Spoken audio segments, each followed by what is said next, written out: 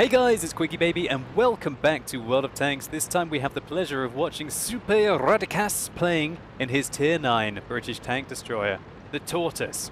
Now if you don't know what the Tortoise is, it is basically a mobile bunker of a tank. It has excellent frontal armor. I think this is 225 here.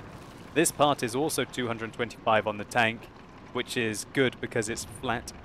The angled parts are actually thinner, but they work out at being more effective unless you're aiming at them from above. And the only real weak point that this vehicle has frontally is this part of the armor. I think it's 171 directly here, and then outside of that, it's 100 millimeters. Now this is a balancing factor for the armor. As we can see, this is visible all around the tank, which is a bit of a downside of the vehicle. But apart from that, the Tortoise is a solid performer.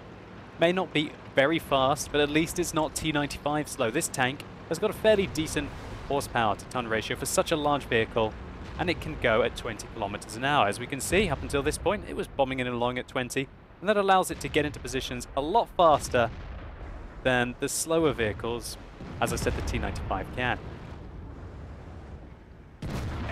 There we go. There's an enemy Tier 9 American tank destroyer. The T30 takes the first hit from the 120mm gun of the Tortoise. Now, this map is playing out in a very interesting way. Usually, this region all around here is the main fighting point for the medium tanks. And actually, I didn't even realize there were medium tanks on his team. The Type 61, a Tier 9 vehicle, and a Type 59, a Tier 8 premium medium tank, have managed to get themselves killed very quickly indeed.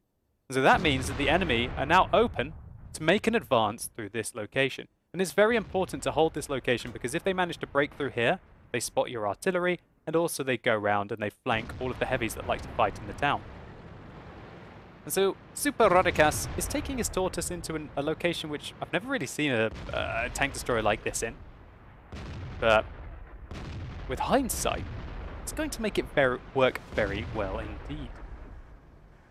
So the Tortoise's armor is very thick, as we've mentioned, which means that it can take a shell or two from an artillery.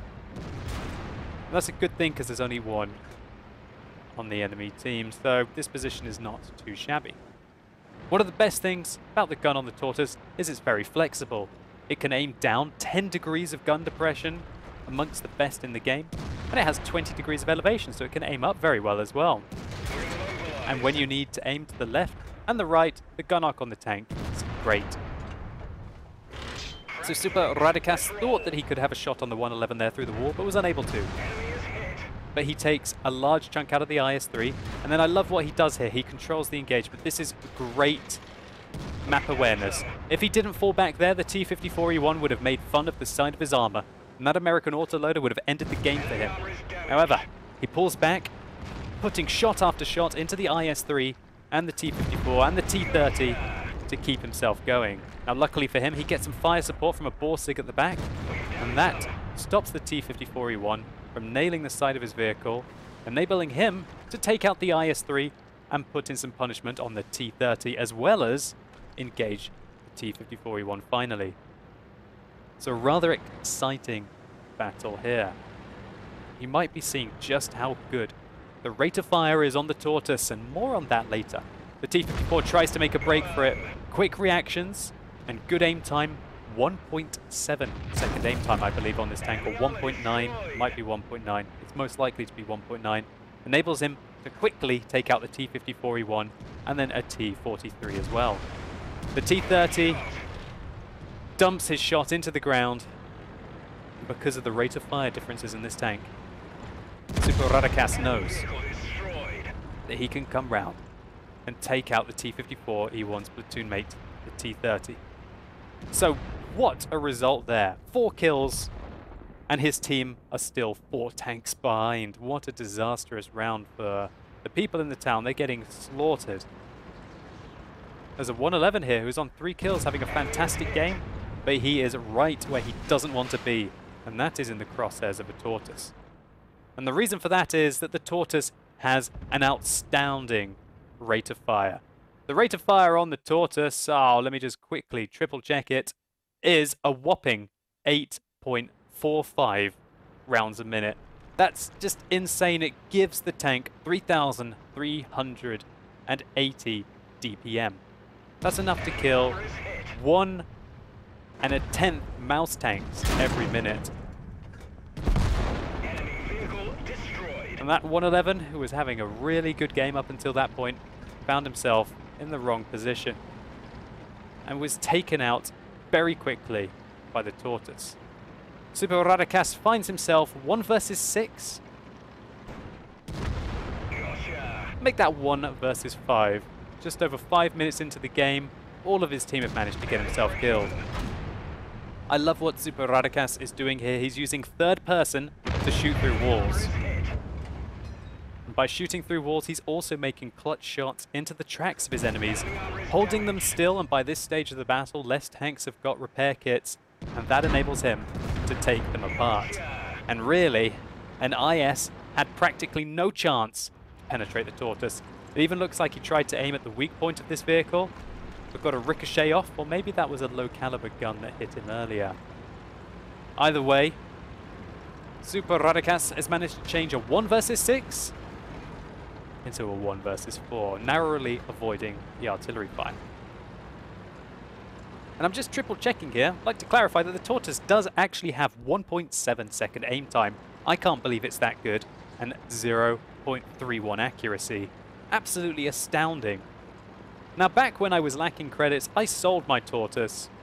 And I keep saying this, but after I see your fantastic replays, it really makes me want to go and get into these vehicles. And I will probably be rebuying the Tortoise. But there's certain things that the Tortoise can and can't do. Its armor is very thick, and I guess it's effective, but it's easy to outplay. When you come around the corner, you have to expose large parts of your armor, and you expose your tracks. Also, as the tank can only go at 20 kilometers an hour, it's easy for the enemies to outflank it. And if they do manage to get the side or the rear of this tank, doesn't matter how thick your armor is, it's so flat that they're going to be able to go through it. And your track traverse speed is not going to be able to turn the tank to be able to re-engage. Ouch! Narrowly missing the artillery, but taking a shot up the back from the Tiger P. Sorry, Tiger 1. But thankfully, he manages to find the T-25. 2 in the cap circle, puts 1 into him. Even though his gun is damaged, he still connects the shot. That's what the fantastic aim time and accuracy is all about on this tank. Now, in retrospect, he probably should have repaired his gun there, but maybe he felt at this range that he doesn't need it and he'd far rather have it for his tracks. T-54 comes around the corner, puts a shot into the tracks. Or maybe it was actually the gun. I think the artillery tracked him and the T-54 shot him in the gun. But the T-54 tracks him again, and this is every tank destroyer's nightmare. Getting shot in the back by a tank that is 2 tiers lower than you with somebody engaging you from the front. What a disaster this is. SupeRadikas reverses his tank, still taking shells at any possible moment from the artillery. And at least now he's staunted the blood loss. He's stopped that Tiger from shooting him in the back. The artillery takes a chancy shot, misses, and SupeRadikas does something very clever here. What he's done now is he's got into a position where now the T-54 is still in front of him, but the Tiger is no longer behind him. He's got both of his opponents right in front of him. And that's where his armor is thickest and where his gun is as well. So he's keeping the danger zone of his tank to both of his enemies. And that's what you have to do in your tank destroyers. If at any moment you're going to have someone shooting you in the back, then you have to do something aggressive. Either get around the corner and kill that one target so you can turn around, or position yourself like SupeRadikas here has done here. Have both of them in front of you. The Tiger tracks the Tortoise. I don't think the T-54 realizes this, otherwise the T-54 could have come around the corner there and taken him out. Now SupeRadikas pulls back, thinking that the Tiger is going to make his way over his flank. The artillery has already taken him down to 316 hit points with some great marksmanship. What I also like about this position is SupeRadikas is effectively evading where the artillery might be. He's using this house as cover as well. But SupeRadikas has got to now worry about where the Tiger has gone. The Tiger has not been seen for 10 seconds, and so he reverses, trying to bait the T-54 into coming out. T-54 is having none of it, but the artillery fires. SupeRadikas sees this as his opportunity. The artillery is reloading. He turns his tracks, baits the T-54 into the open, takes the tracks off the T-54, who instantly repairs them, but thanks to the fantastic rate of fire, track traverse and gun traverse of the Tortoise, he takes him clean out. I bet you that T-54 was not expecting the Tortoise to put his second shell in that quickly. What clutch play there. And now he's 1 versus 2. I love the way that SupeRadikas saw his opportunity there. When the artillery shell hit, he knew he had to get out the situation, otherwise the Tortoise would, the Tiger would have flanked. So now he's just got to find where this Tiger is. By trying to find him, he's also having to expose himself to the artillery, but there's nothing that he can do about that right now. There's 4 minutes left on the game, and he has to kill these tanks if he wants to win. He looks left, but he's on his right. He turns, clutch fires into the Tiger, goes forwards, gets tracked right up on the ridgeline, fires yet another one into the Tiger. Check out the rate of fire on this tank. His tracks go back up. He bounces a shot from the Tiger, penetrates his tank and slips down the slope. Oh my god, that was close. Like a whale, I don't know, flopping itself onto a beach, or a tortoise on its back. Ho, ho, ho, ho. He managed to get down the slope there. And that was very close to the game being over. SupeRadikas has to take his chances. You have to take your chances in your tank destroyers, in your medium tanks and your heavy tanks. You have turrets. You can side scrape. You can try and use your armor. You can try and use your mobility to outplay your opponents.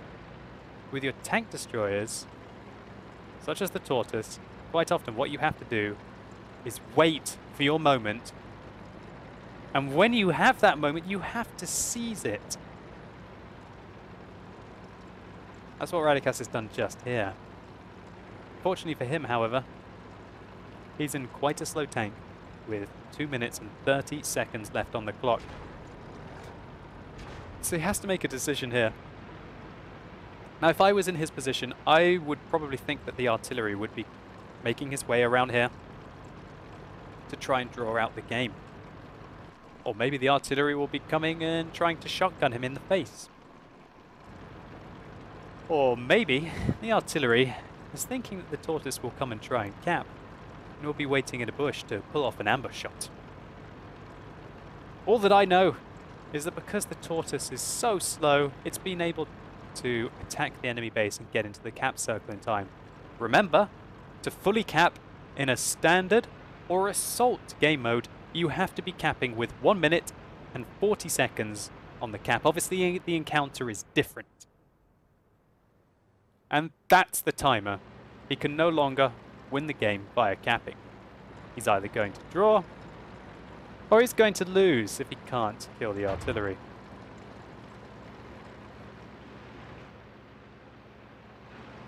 It's very tense. The artillery literally could be anywhere, but thankfully, SupeRadikas, I believe, has 6th sense, so if he gets spotted, he'll know about it. One thing I love that he's done is he's loaded a HESH shell. The HESH shell on these tanks, 120mm of penetration and 515 alpha damage. He spotted the FV-207. He's been spotted himself. Clutch shots. The enemy tier 8 artillery, I believe, for 430 damage. And that is a clever ammunition choice for the Tortoise. With the standard rounds, he would have probably a 1 in 3 chance of rolling high and killing the artillery in one shot. By loading the HESH shell with 120mm of penetration, one of the specialities of the British tank destroyers, and also the heavy tanks and some of the medium tanks, he has 120mm of penetration, 515 alpha damage, guaranteeing the one shot if he penetrates the enemy vehicle. And if he doesn't, then he can simply load an AP shell afterwards, and that HESH shell should have reduced the enemy artillery's health enough to one-shot him with the second shell.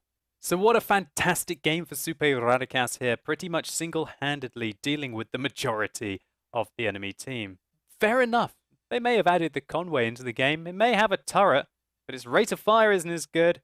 Its gun performance is definitely not as good with regards to its aim time, its accuracy, its gun depression. So don't forget, even though there's a new kid on the block, do not forget about the sheer brutality of the Tortoise.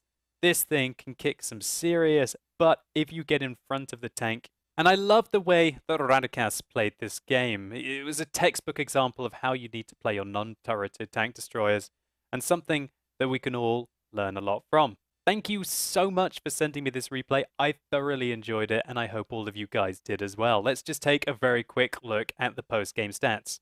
So SupeRadikas picked up the Pools medal, the one that everyone wants, the Kolobanov's medal, for standing alone against at least 5 enemy opponents, the High Caliber and the Steel Wall. He netted 113,000 credits this game, giving him 56,000 profit.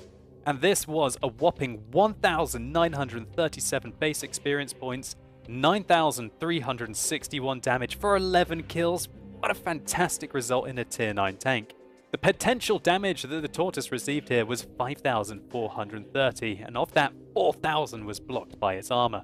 And Radikas was only 3 points away from also getting a Defender medal. Funnily enough, everything that SupeRadikas shot here died. Literally, he damaged 11, and of those, 11 died. Showing you that when the Tortoise is focusing you down, there's a very little that you can do unless you can get behind it, and nothing really managed to do that this game. Apart from the Tiger at the end, and that was too little, too late. I'll be giving this replay a firm thumbs up. Thank you so much for sending it to me. I really enjoyed it. And hopefully you guys did as well. If you did, please consider giving the video a like down below. It really helps the channel out. And if this video has sparked your interest in the Tier 9 British non-turreted tank destroyer, then simply click up here and you can go through to a full tank review on the vehicle. And let me know in the comments down below what you think about the Tortoise. Do you see it as a big box of 2,000 health on the battlefield for you to feast upon? Or are you a Tortoise driver and you are doing the feasting? I'd be especially interested to know, what do you guys think about the Tortoise compared to the Conway? And in other news, I'm just 2 missions away from getting my T55A. And so if you want to see it christened, it's very likely to happen tonight on the live stream on twitch.tv/QuickyBaby, which will be happening basically where you see this video if you're watching it as it's just been released. I'm really looking forward to checking out that Tier 9 German medium tank. And as always, guys, thank you so much for watching. You've been epic, and hopefully I'll see you soon.